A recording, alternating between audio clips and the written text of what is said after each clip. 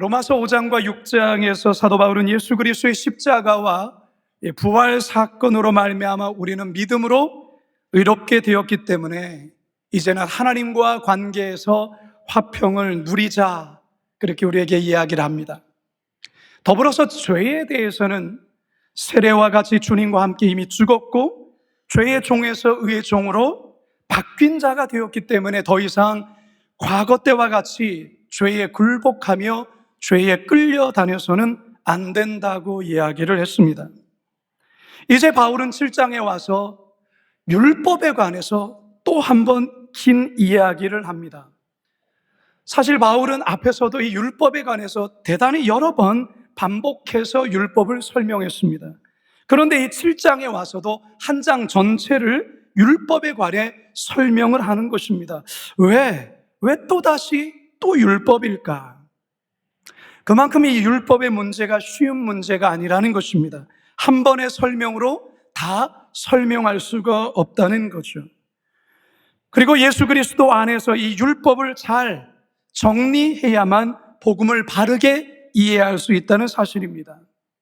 저는 오늘을 포함해서 3주에 걸쳐 이 율법을 주제로 한 설교를 하게 될 것입니다. 바라기는 오늘 말씀을 통해 어떻게 우리 모두가 율법의 올가미에서 벗어나게 되었는지 깊이 깨닫고 복음 안에서의 진정한 자유와 기쁨을 만끽하시고 누리시는 저와 여러분 되시길 간절히 소망합니다. 첫 번째 따라하겠습니다. 율법의 올가미에 걸린 사람들. 인류 역사는 죄의 역사입니다. 이 죄로 인해서 인류의 모든 비극이 시작되었습니다. 이 같은 사실을 잘 알려주는 성경이 바로 창세기입니다. 우리가 창세기를 보면 어떻게 죄가 시작되었고 그 죄의 결과가 어떤지를 우리에게 잘 보여줍니다.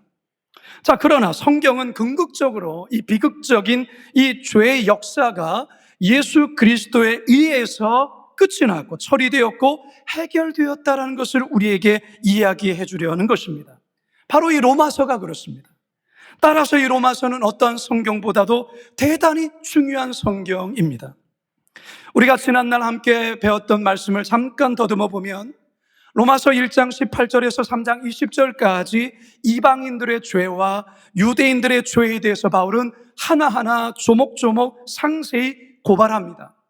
그리고 최종적인 결론은 하나님 앞에서 의롭다함을 얻을 수 있는 그 어떠한 인간 단 한 사람도 없다고 선언하죠.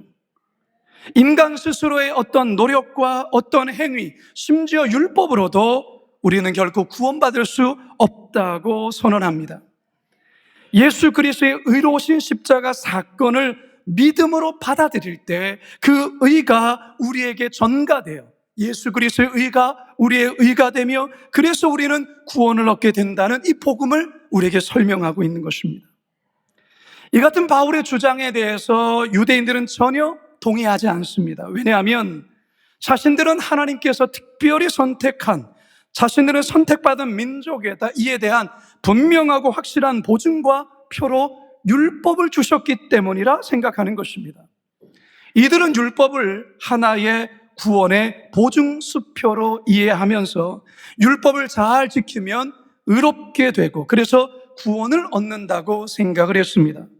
바울은 이러한 유대인들의 잘못된 신학과 이해를 깨우치려 했습니다. 그러면서 율법을 주신 참된 의도와 율법의 원래 기능이 뭐냐? 이것을 여러 측면에서 다양한 방면에서 설명했던 것입니다. 그러면서 바울이 내린 결론이 뭘까? 율법. 로마서 3장 20절입니다. 시작. 그러므로 율법의 행위로 그의 앞에 의롭다 하심을 얻을 육체가 없나니 율법으로는 죄를 깨달음이나. 율법으로는 구원을 얻을 수 없어요. 율법의 기능은 무엇이냐? 죄를 깨닫게 한다는 것입니다. 로마서 4장 15절엔 또한 이런 말씀이 있습니다. 율법은 진노를 이루게 하나니 율법이 없는 곳에는 범법도 없느니라. 자, 그런데 이런 설명만으로 율법에 대한 이해와 설명이 충분하지가 않았던 것입니다. 그래서 바울은 죄와 율법의 관계, 그리고 율법과 성도의 관계를 복음적 관점에서 다시 정리하며 설명합니다. 이번에 바울은 결혼한 부부를 비유로 하면서 율법을 남편으로 설정하여 이야기를 시작합니다. 1절에서 2절 상반절입니다. 시작. 형제들아, 내가 법 아는 자들에게 말하노니 너희는 그 법이 사람이 살 동안만 그를 주관하는 줄 알지 못하느냐? 남편 있는 여인이 그 남편 생전에는 법으로 그에게 매인 바 되나?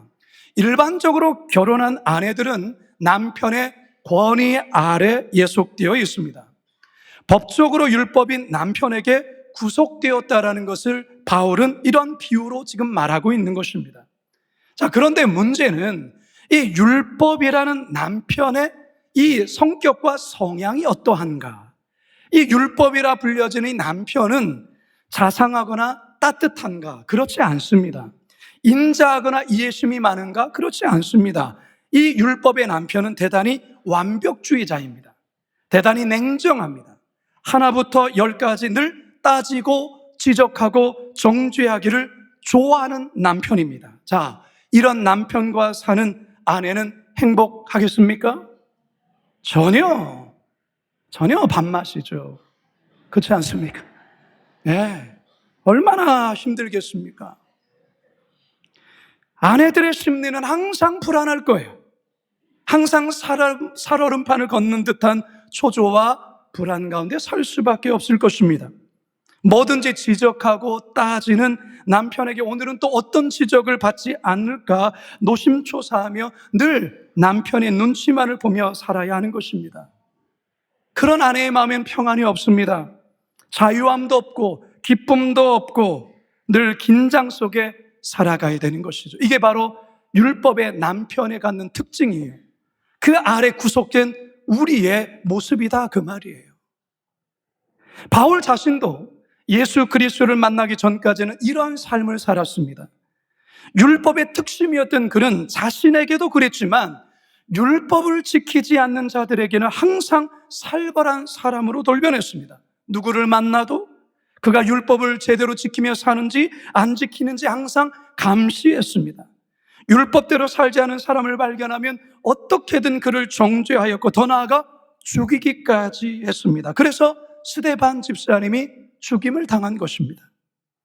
바울은 이것으로 성이 차지 않았습니다. 국경을 넘어 다메섹까지 달려가서 율법을 어기는 자를 모조리 잡아들여 그들을 처단하려 했던 것입니다. 여러분, 이 바울의 모습, 예수 그리스도를 만나기 전까지 바울의 모습은 바로 율법의 모습이라는 거예요. 남편 된 율법의 모습이 바로 이런 자의 모습이라는 것이죠. 율법의 올감에 걸리면 이렇게 되는 것입니다. 바울은 열심히 하나님을 섬긴다고 했어요. 그 누구보다 열심히 특심이었죠. 그러나 열심히 신앙생활하면 할수록 그는 자신도 불행할 뿐만 아니라 남을 불행케 만드는 바로 그러한 인생이었다라는 것입니다. 혹시 저와 여러분들의 신앙이 이 율법이라는 올가미에 걸려있지 않은가 한번 돌아보시기 바랍니다. 그리스도의 복음은 참 평안과 자유함 그리고 기쁨과 충만함을 줍니다. 바라기는 오늘 이 말씀을 통하여 이 설교를 통하여 예수 그리스도의 참된 복음을 만나 죄와 율법의 올가미에서 벗어나는 저와 여러분 되시길 주님의 이름으로 축원합니다. 두 번째 따라합시다. 올가미에서 벗어난 사람들. 바울이 로마서를 쓸 당시만 해도 로마 사회는 남성 중심의 가부장적인 사회였습니다. 그렇기 때문에 아내는 남편에게 철저히 예속되어 남편의 다스림 속에 살아가야 했습니다. 따뜻하고 자상한 남편이라면 참 좋겠지만 반대로 난폭하거나 다혈질적이고 막무가내 남편을 만날 경우 아내는 평생을 고통 속에 살아야 했던 것이죠. 바울은 이처럼 당시의 부부법을 통해 남편에게 구속된 아내를 예를 들어서 율법의 메인 우리들에 대한 이야기를 하고 있습니다.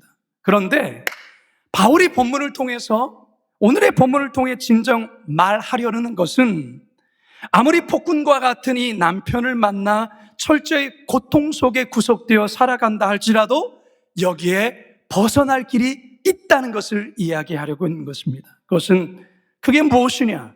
그게 바로 2절 하반절에 있습니다. 함께 읽습니다. 시작. 만일 그 남편이 죽으면 남편의 법에서 벗어나느니라. 남편이든 아내이든 배우자 중에 한 사람이 죽게 되면 법적인 구속에서 벗어나 자유롭게 될 수 있다는 것입니다. 사도 바울은 남편이 살아있는데 아내가 다른 남자에게로 가면 그것은 간음죄를 짓는 것이다 말하지만, 남편이 사망했다면 법적 구속에서 자유롭기 때문에 다른 남자에게 가도 전혀 문제가 되지 않는다고 말하고 있습니다. 3절입니다. 시작. 그러므로 만일 그 남편 생전에 다른 남자에게 가면 음녀라. 그러나 만일 남편이 죽으면 그 법에서 자유롭게 되나니 다른 남자에게 갈지라도 음녀가 되지 아니하느니라. 그러면서 바울이 말하는 것은 바로 이 6절에 있습니다. 6절도 이어서 읽습니다. 시작. 이제는 우리가 얽매였던 것에 대하여 죽었으므로 율법에서 벗어났으니 이러므로 우리가 영의 새로운 것으로 섬길 것이요 율법 조문에 묵은 것으로 아니할지니라. 아멘. 무슨 말입니까? 옛 남편인 율법이 죽었기 때문에 율법에서 벗어나 이제는 새 남편인 예수 그리스도를 섬기게 되었다라고 말하는 것입니다. 할렐루야. 우리가 로마서 6장에서 죄에 대해 죽었다라는 바울의 선언을 들었습니다. 그래서 죄에서 해방된 것입니다. 7장에서 바울은 바로 이 옛 남편인 율법이 죽었다라고 말하고 있습니다. 그렇기 때문에 이제 우리는 율법의 올무에서 벗어나 자유롭게 되었다는 것을 선언하고 있는 것입니다. 제가 예전에 서울에서 부교육자 생활을 할 때 한 젊은 집사님 중에 참 신실하신 한 집사님이 계셨어요. 늘 예배의 자리를 사모하시고 교회 굳은 일을 늘 솔선수범으로 참 하시는 참 섬김의 귀한 젊은 여자 집사님이셨어요. 근데 안타깝게도 그의 남편은 교회에 대해서 대단히 냉소적이고 비판적인 불신자였습니다. 아내 되신 집사님은 교회에서 봉사하시다가 일정 시간이 되면 황급히 정리하고 집으로 가야만 했습니다. 남편이 직장에서 퇴근해 집에 올 시간이라는 것이죠. 어느 추운 겨울이었는데 교회 일이 늦게 끝나 집에 늦게 도착했습니다. 그런데 이 남편이 문을 걸어 잠그고 문을 열어주지 않는 거예요. 그때가 영하 3도, 4도, 거기에서 1시간, 2시간 그렇게 계속 문 앞에 서 있었던 것이에요. 부흥회 때나 특별한 날에 교회에 오려면 남편에게 꼭 허락을 받아야 올 수 있었는데 허락을 잘 안 해주는 거죠. 가끔 집사님이 멍이 들어서 교회를 올 때가 있었어요. 교회 간다고 남편이 때린 거예요. 맞아서 온 거예요.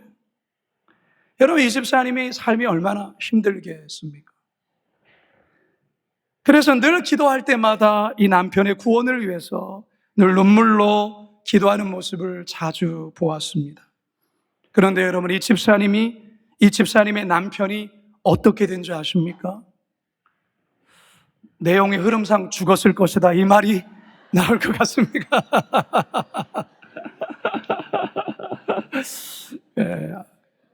죽은 게 아니고요. 남편이 예수님을 극적으로 만나게 되었어요. 극적으로 만나게 되면서 그동안 자신이 아내에게 했던 그 잘못된 것을 많이 울면서 회개했어요. 그리고 아내에게 무릎을 꿇고 용서를 구하고, 그러면서 이분이 변화되기 시작하는데요. 과거에 그런 남편이었나라고 할 정도로 완전히 변한 거예요. 예. 정말 이분의 그 옛 자아, 그게 이 죄의 통치가 죽은 것이죠. 그러자 그를 올가매했던 불신앙과 교만했을 그는 자유하게 된 것입니다. 그는 그 이후로 아내와 함께 늘 손잡고 교회에 나와서 예배드릴 뿐만 아니라 이것저것을 아내와 함께 봉사를 하고 예수님을 잘 믿는 중에 이분이 안수 집사님이 되셨어요. 제가 그 소식을 들었는데 얼마나 감격스럽고 감사히 있는지 모릅니다. 성도 여러분, 여러분은 어떻습니까? 여전히 옛 남편인 율법에 미어 있지는 않습니까? 십자가로 인해서 율법은 죽었습니다. 따라서 우리는 더 이상 율법에 매일 수 없습니다. 율법은 이미 사망한 옛 남편과도 같습니다. 따라서 성도들은 더 이상 옛 남편이 율법에 매여 살아갈 필요가 없다라는 것이죠. 예수님의 보혈과 십자가의 능력으로 인생의 올가미, 종교적 율법을 다 잘라내야 되는 것입니다. 예수 그리스도와 결혼한 새로운 신부로 자유와 평강 가운데 살아가야 하는 것입니다. 할렐루야. 그것이 우리 주님이 바라시는 거예요. 옛 율법의 남편은 죽었어요. 우리는 거의 매일 필요가 없습니다. 그러나 여전히 매여 살아가는 자들이 있다라는 것입니다. 우리 주님 모실 때 얼마나 안타깝겠습니까? 이미 십자가에서 우리 주님께서 완전히 그것을 해결하시고 우리를 새로운 신부로 사신받았다는 것입니다. 율법의 남편은 죽었습니다. 우리는 새 남편 대신 예수 그리스도만을 신랑으로 삼고 그와 함께 자유와 평강 가운데 사시는 저와 여러분 모두가 되시길 주님의 이름으로 축원합니다. 마지막 세 번째 따라합시다. 생명의 열매를 맺는 사람들.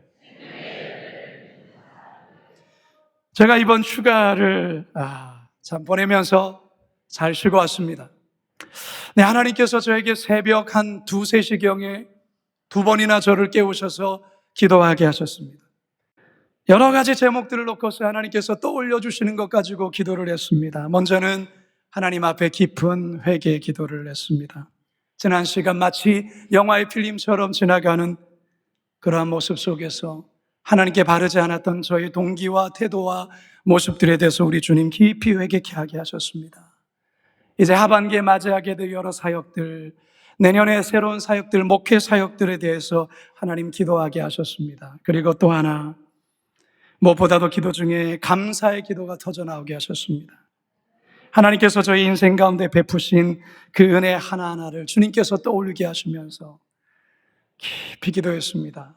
기도하다 눈을 떠보니까 이미 해가 밝았어요. 얼마나 기도했는지 모르겠습니다. 깊이 하나님 앞에 기도하며 나아갔는데요. 기도하는 가운데 하나님께서 저희 마음에 참 주신 저희 인생에 참 축복의 열매들이 여러 개가 있었다라는 것을 깨달으며 또한 감사했습니다. 하나님이 저에게 주신 가장 큰 축복의 열매 3가지를 말하려 한다면 첫 번째 열매는 저의 아내를 만나서 결혼하여 믿음의 가정을 세운 것이 저에게는 가장 큰 축복이라 할 수 있습니다. 저는 올해로 제 아내와 결혼한 지 25년이 됩니다. 아내를 23살에 만나서 4년 동안 연애를 하고 27에 결혼했습니다. 이제 저희 나이가 계산이 되죠? 25년을 살았습니다. 목회자로 산다는 삶이 때론 성도들이 다 이해할 수 없는 어려움이 있지만 목회자의 삶으로 살아간다는 것은 그 목회자의 2배, 3배로 어려운 삶이다. 저는 그렇게 생각을 합니다. 그런 삶을 기꺼이 저와 함께 걸어준 아내가 고맙습니다. 그게 저에게 가장 큰 축복입니다. 2번째 축복의 열매라 말하면 제 3명의 아들과 딸들, 하나님께서 저에게 주신 참으로 귀한 축복의 선물입니다. 그리고 3번째 축복의 선물이자 열매는 바로 여러분입니다.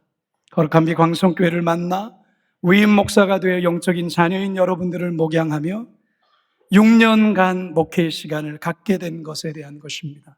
제가 이 교회에 온 지 벌써 6년이 되었습니다. 6년이. 근데 저는 오늘 말씀 설교를 또한 준비하면서 또 묵상하면서 축복의 열매가 하나가 더 있다는 것을 발견하게 되었어요. 그것은 바로 예수님의 십자가 사건으로 말미암아 율법의 옛 남편이 죽고 자유케 되어서 이제는 새 남편 대신 예수님을 섬기게 되어 생명의 열매를 맺는 삶이 되었다라는 것에 대한 깊은 감사와 이것이 나에게 축복의 열매구나라는 것을 깨닫게 되었다라는 것입니다. 그게 바로 오늘 본문 4절에서 5절의 본문입니다. 함께 읽겠습니다. 시작. 그러므로 너희도 그리스도의 몸으로 말미암아 율법에 대하여 죽임을 당하였어. 이는 다르니 곧 죽은 자 가운데서 살아나신 이에게 갔어. 우리가 하나님을 위하여 열매를 맺게 하려 함이라. 우리가 육신에 있을 때는 율법으로 말미암는 죄의 정욕이 우리 지체 중에 역사하여 우리로 사망을 위하여 열매를 맺게 하였더니 우리가 예수 그리스도를 만나기 전까지 우리는 사망의 열매를 맺는 그러한 비참한 삶을 살았어요. 우리의 삶에 선한 열매가 맺을 수가 없는 것이죠. 왜요? 우리의 죄의 육신의 열매는 바로 사망이기 때문에 그렇습니다. 그러나 이제는 아니에요. 이제는 아니에요. 왜요? 예수 그리스도께서 부활의 첫 열매로 다시 살아나셨을 뿐만 아니라 믿음을 가진 우리를 그 죄와 사망에서 살리셨기 때문에 이제 우리는 생명의 열매를 맺는 그런 삶을 살게 되었다는 것입니다. 할렐루야. 요한복음 15장은 또한 여기에 대해서 이렇게 자세하게 설명합니다. 함께 읽어봅니다. 시작. 나는 포도나무요, 너희는 가지라. 그가 내 안에, 내가 그 안에 거하면 사람이 열매를 많이 맺나니 나를 떠나서는 너희가 아무것도 할 수 없음이라. 사람이 내 안에 거하지 아니하면 가지처럼 밖에 버려져 마르나니 사람들이 그것을 모아다가 불에 던져 사르느니라. 너희가 내 안에 거하고 내 말이 너희 안에 거하면 무엇이든지 원하는 대로 구하라. 그리하면 이루리라. 할렐루야. 우리 주님 포도나무라는 것이죠. 우리는 거기에 붙어있는 가지라는 것입니다. 그렇기 때문에 우리의 삶에 열매가 맺히는 거예요. 열매가 맺히는 거예요. 그래서 우리에게 중요한 것은 무엇입니까? 나무 대신 주님께 붙어 있어야 되는 거예요. 어떻게든 그분에게 붙어 있으면 열매는 우리 주님으로 인해서 열매를 맺게 되는 거예요. 그게 바로 저와 여러분의 삶이라는 것이죠. 사도 바울은 갈라디아서 5장을 통하여 우리의 인생 가운데 맺어야 될 열매, 성령의 열매에 대해서 이렇게 이야기하죠. 함께 읽어봅니다. 시작. 오직 성령의 열매는 사랑과 희락과 화평과 오래 참음과 자비와 양선과 충성과 온유와 절제니 이 같은 것을 금지할 법이 없느니라. 할렐루야. 율법으로 말미암아 우리에게는 늘 정죄와 긴장과 초조와 불안함의 삶의 열매들이 있었지만 예수 그리스도로 말미암아 우리에게는 이 사랑과 희락과 평과 우리의 참과 자비와 영광 충성원이와 절제, 이와 같은 삶의 성령의 열매가 맺히게 되었다는 것입니다. 이것을 금지할 법은 더 이상 없다라는 것입니다. 할렐루야. 사랑하는 성도 여러분, 율법의 매인 자들의 삶에는 정욕과 사망에 속한 열매들 뿐이에요. 하지만 그리스도로 인해서 율법에서 자유케 된 우리들은 이제는 생명을 살리는 생명의 열매를 맺는 그런 인생으로 살아가야 되는 것입니다. 우리 모든 한 사람 한 사람이 그렇습니다. 이제 저는 말씀을 마치려 합니다. 여러분, 오늘이 9월 1일입니다. 9월이 오고야 말았어요. 7월과 8월 그 무더위 속에서 정말 덥더라고요. 정말 덥더라고요. 언제 9월이 오나, 언제 9월이 오나. 그 9월이 왔어요. 여러분, 제가 2주 전에 예언했습니다. 분명히 이제 문을 잠그고, 이제는 추워서 문을 닫고 그의 이불을 덮어 쓰는 그 시간이 올 거라고요. 이제 아침 저녁으로 선선한 가을바람이 불 겁니다. 무더위는 사라지게 될 것입니다. 여러분, 그거 아십니까? 이 무더위로 인해서 많은 나무들이 타 죽기도 했고, 그렇지만 이 무더위를 견딘 나무들은 이제 가을에 풍성한 열매들을 맺게 될 것입니다. 우리의 신앙도 그렇습니다. 우리의 신앙도 그러기를 원합니다. 올 가을 여러분의 삶에 생명의 열매들이 많이 맺히시길 바랍니다. 복음의 열매들이 많이 맺혔으면 좋겠어요. 성령의 이 9가지 열매들이 주렁주렁 열매를 맺기를 바랍니다. 여러분, 죄와 율법에서 우리는 자유케 된 자라는 것, 예수 그리스도의 십자가 사건으로 말미암아, 그분의 부활 사건으로 말미암아 우리는 죄와 율법에서 해방된 자임을 깨닫고 날마다 우리의 삶에서 기쁨과 생명의 열매를 맺어 또한 많은 사람을 살리시는 그런 인생들 다 되시길 주님의 이름으로 축원합니다.